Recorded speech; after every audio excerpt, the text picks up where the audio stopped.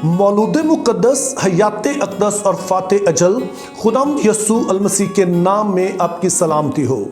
मैं आपके उन मुश्किल और चुभते हुए सवालात के लिए शुक्रगुजार हूँ जो कि आप मुझे भेजते हैं, क्योंकि इनका जवाब देना अगरचे आसान नहीं होता है, लेकिन ये चैनल दरअसल बनाया ही इसलिए गया ताकि वो सारे ही सवालात जो हमें मुश्किल लगते हैं और कई दफ़ा हमें कंफ्यूज करते हैं, उन बातों को आसान करके आप तक पहुँचाया जाए। आज का सवाल भी एक मुश्किल सवाल है, चूँकि इसके बारे में कई तरह की राय पाई जाती हैं, और ये सवाल हमारे एक भाई हैं जिनका नाम शारून अयूब है, उन्होंने भेजा है। और इसके साथ हमारी एक बहन है जो कि सऊदी अरब में होती है, उनका नाम इरम सैमुअल है, उन्होंने ये सवाल पूछा है। अब नए अहदनामा में सिर्फ 2 आयात ऐसी हैं जहां पर के इस बारे में हिदायत दी गई है कि ख़वातीन को किस तरह का लिबास पहनना चाहिए। इनमें से पहला हवाला पहला कुरिन्थियों उसका 11वां बाब और उसकी 2 से 16 आयत में हमें मिलता है, और फिर पहला तीमुथियुस उसका 2 बाब और उसकी 9वीं आयत में भी हमें इस बारे में कुछ हदायत दी गई हैं। तो आइए पहले हम कुरिन्थियों वाला हवाला पढ़ते हैं, और चूंकि ये हवाला लंबा है तो इसलिए हम इस हवाले की सिर्फ 5वीं और 6ठी आयत और उसके बाद 14वीं और 15वीं आयत पढ़ेंगे, जिसमें कुछ यूं लिखा है, और जो औरत बेसर ढके दुआ या नबूवत करती है वो अपने सर को बेहुरमत करती है, क्योंकि वो सर मुंडी के बराबर है। अगर औरत ओढ़नी ना ओढ़े तो बाल भी कटाए, और अगर औरत का बाल कटाना या सर मुंडाना शर्म की बात है तो ओढ़नी ओढ़े। और फिर 15वीं और 16वीं आयत, और अगर औरत के लंबे बाल हों तो उसकी जीनत है, क्योंकि बाल उसे पर्दे के लिए दिए गए हैं। लेकिन अगर कोई हुज्जती निकले तो ये जान ले कि ना हमारा ऐसा दस्तूर है ना खुदा की कलीसियाओं का। अब इन दोनों हवालों से मुतालिक जो पहली चीज आपने जहन में रखनी है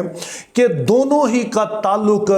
कलीसियाई इबादत से है। जब आप पहला कुरिन्थियों और उसके 11वें बाब से 14वें बाब तक पढ़ते हैं तो ये सारे का सारा हवाला इस बारे में है कि जब आप इबादत के लिए इकट्ठे होते हैं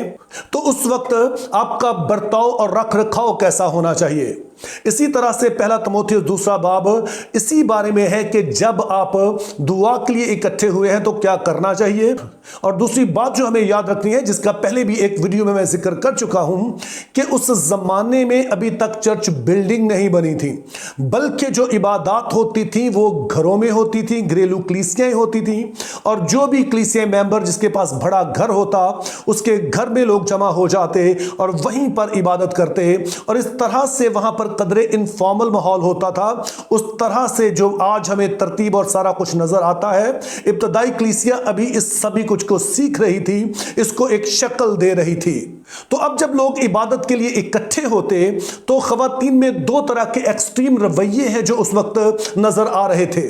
पहला रवैया तो आमतौर पर उन खवातीन की तरफ से देखने में आता जिनके घर में इबादत हो रही होती,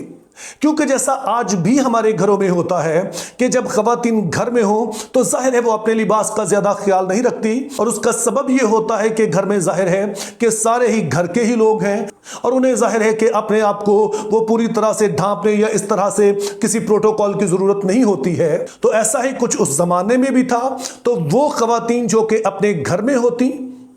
और फिर इबादत का टाइम हो जाता तो उसी तरह से वो आकर इस इबादत में भी बैठ जाती, और जिस तरह से एक प्रॉपर अपने आप को कवर करना चाहिए था वो नहीं करती, और फिर इसी हालत में वो दुआ भी करती और नबूवत भी करती। और अब इस तरह की सिचुएशन को पौलुस रसूल कुरिन्थियों के पहले खत में डील करता है, और इस हवाले से पौलुस रसूल चंद बातें जो कहते हैं वो ये है। तो पहले नंबर पर पौलुस रसूल यहां पर कहते हैं कि यह नामुनासिब बात है कि अगर खवातीन अपने सर पर ओढ़नी नहीं ओढ़ती हैं, और इस ओढ़नी का मुआवजा वो खवातीन के जो लंबे बाल हैं उनसे करते हैं। और पौलुस का यहां पे आर्गुमेंट ये है कि खवातीन को लंबे बाल किसी सबब से दिए गए हैं। और सोचिए कि पौलुस रसूल ये 2000 साल पहले बात कर रहे हैं, लेकिन आज भी हम देखते हैं कि आम तौर पर खवातीन लंबे बाल रखना पसंद करती हैं। ये बात कहीं उनके अंदर से उठती है कि उन्होंने लंबे बाल रखने हैं, लेकिन पौलुस रसूल कहते हैं कि यह सिर्फ खूबसूरती के लिए नहीं है, बल्कि खुदा का इसके पीछे मकसद ये था कि इसके जरिए से खवातीन अपने जिस्म को ढांप सकें। तो अब जरा सोचिए कि अगर खुदा ने खवातीन को लंबे बाल इसलिए दिए हैं ताकि वो अपने जिस्म को कवर कर सके, तो जाहिर है खुदा तआला खवातीन से ये तवक्को करते हैं कि जो ड्रेस वो पहनती है वो इस तरह से हो कि जो कि उनके जिस्म को प्रॉपर तरीके से ढांपे, मुनासिब अंदाज में कवर करे। और इसको मजीद बेहतर तौर पर हम समझ सकते हैं जब हम पहला तिमोथियस उसका 2 बाब और उसकी 9वीं आयत पढ़ते हैं, जिसमें एक दूसरी एक्सट्रीम बताई गई है और उसमें कुछ यूं लिखा है, इसी तरह औरतें हयादार लिबास से शर्म और परहेजगारी के साथ अपने आप को संवारें, ना कि बाल गूंदने और सोने और मोतियों और पोशाक से। अब मैं फिर से आपको याद दिलाता चलूं कि यह हवाला भी जो पब्लिक वर्शिप सर्विस होती है, जो आम इबादत होती है, ये उसी के ताल्लुक से है। लेकिन यहां पर लिबास के हवाले से हमें एक और एक्सट्रीम नजर आती है, और वो ये है कि खवातीन यहाँ ना सिर्फ कीमती लिबास पहनकर आती हैं, बल्कि यहाँ पर वो बहुत ही बन ठन कर और ख़ास किस्म के बालों के स्टाइल बनाकर और सोने और मोती और इस तरह से कई तरह के जेवरात पहनकर वो यहाँ पर आती हैं। अब सवाल ये है कि वो ऐसा क्यों करती हैं, और ज़हन में रहे कि यहाँ पर पौलुस रसूल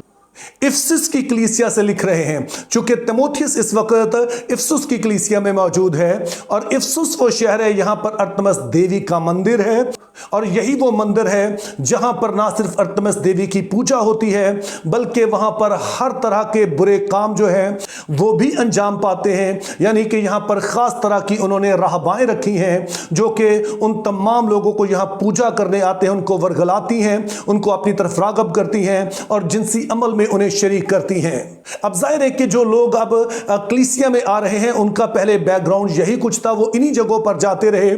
तो इन सब को सामने रखकर पौलुस रसूल कहते हैं कि जब आप इस तरह की इबादत में आते हैं तो खवातीन का लिबास जो है वो हयादार होना चाहिए। तो इसका मतलब आम तौर पर यह समझा जाता है कि अगर कोई खातून ऐसा लिबास पहने कि जिसमें उसका भाई या उसका बाप उसे देखते हुए झिझके, तो जाहिर है यह हयादार के ज़िम्रे में नहीं आएगा। अगर इसको मजीद वजाहत के साथ में कहूं तो इससे मुराद है कि अगर कुछ ऐसा ड्रेस पहना जाए कि जिससे जिस्म छिपने की बजाय और ज्यादा वाज़ेह हो, तो इसको हम हयादार लिबास नहीं कह सकते हैं। तो पौलुस रसूल यहां पर यह भी कहते हैं कि ना सिर्फ खवातीन को हयादार लिबास में इबादत में आना चाहिए, बल्कि साथ में वो जेवरात और इन चीज़ों से लदी फंदी ना आए। और उसका सबब यह है कि इबादत का मकसद होता है कि हम खुदा पर निगाह करें। इसका मतलब होता है कि हम खुदा को फोकस करें। लेकिन अगर कोई खातून इस तरह के लिबास या इस तरह के पहनावे या इस तरह की सज धज के साथ खुदा के घर में आएगी, तो शायद कई लोगों के लिए वो डिस्ट्रैक्शन का बाइस मिलेगी। बहुत सारी खवातीन शायद उससे जलस करें, बहुत सारी खवातीन दिल में उसे अच्छा ना समझें, शायद वहां पर ऐसे मर्द हजरात भी हो जो इस बात को बुरा समझें और शायद उनकी तवज्जो भी हटे। तो इन सारी बातों को मद्देनजर रखते हुए पौलुस रसूल कहते हैं कि खवातीन को चाहिए कि जब वो खुदा के हजूर में आती हैं तो उनका लिबास इस तरह के हो जिसके सबब उन्होंने जिस्म को मुनासिब अंदाज में ढांप रखा हो। और ना सिर्फ लिबास ही ऐसा हो, बल्कि जब वो तैयार भी होती हैं तो इस तरह से नहीं कि वो लोगों की तवज्जो का मरकज बने, क्योंकि यहां पर मकसद इबादत करना है, ना कि लोगों को अपनी तरफ मतवज्जो करना है। अब जैसे मैंने शुरू में कहा कि ये दोनों ही हवाले इबादती माहौल के बारे में हमें बताते हैं। तो अब सवाल ये पैदा होता है कि क्या आम हालात के लिए भी खवातीन के लिए यही हुक्म है? तो अगर मैं पौलुस के इस आर्गूमेंट को लूं कि खवातीन को जो बाल दिए गए हैं वो इसलिए ताकि वो अपने जिस्म को कवर कर सकें, तो जाहिर है बाल कुछ वक्त के लिए नहीं होते हैं, सिर्फ इबादत के लिए नहीं होते हैं, बल्कि ये सदा ही खवातीन के साथ होते हैं। तो इससे हम अंदाज़ा लगा सकते हैं कि मसीही खवातीन के लिए अच्छा है कि वो एक मुनासिब लिबास पहने। और जब मैं ऐसा कहता हूं तो मैं हरगिज़ ये नहीं कह रहा कि वो बुर्का पहने या इस तरह से उन्हें पर्दा करना चाहिए जैसे कि दीगर मज़ाहब में होता है, लेकिन बहरहाल एक मुनासिब लिबास जिसके सबब से उनका जिस्म मुनासिब अंदाज में ढांपा जा सके, कवर हो सके, उन्हें वो पहनना चाहिए कि ऐसा लिबास कि जिसको पहना देखकर उनके जो घर वाले हैं उनको उनसे नजरें ना चुरानी पड़े, इस तरह का लिबास उन्हें पहनना चाहिए। लेकिन क्या यही बात हम जेवरात के बारे में भी कह सकते हैं कि खवातीन को सजना संवरना नहीं चाहिए? یہ بات کہنا قدرے مشکل لگتا ہے چونکہ جیسے ہم نے اس کے پیچھے وجہ دیکھی کہ عبادت میں اگر کوئی خاتون اس طرح سے اور اتنا بن سنور کر آئے گی تو وہ لوگوں کی توجہ کا مرکز بنے گی اور لوگوں کی توجہ خدا کی بجائے اس پر لگی رہے گی. لیکن یہ بات کسی شادی کے فنکشن یا اس حالت پر صادق نہیں آتی ہے. تو اس طرح سے اگر آپ کسی ایسے فنکشن پر ہیں تو وہاں پر یہ اصول اپلائی نہیں ہوگا چونکہ وہاں سبھی اسی صورت میں آتے ہیں, وہیں پر سبھی جو ہے وہ سج سنور کر آتے ہیں اور یہ خوشی کا اظہار ہوتا ہے. یہ ایک الگ ماحول ہے اور اس میں بظاہر اس چیز پر کوئی قدغن نہیں ہے. Think biblically, live purposefully, have a very good day.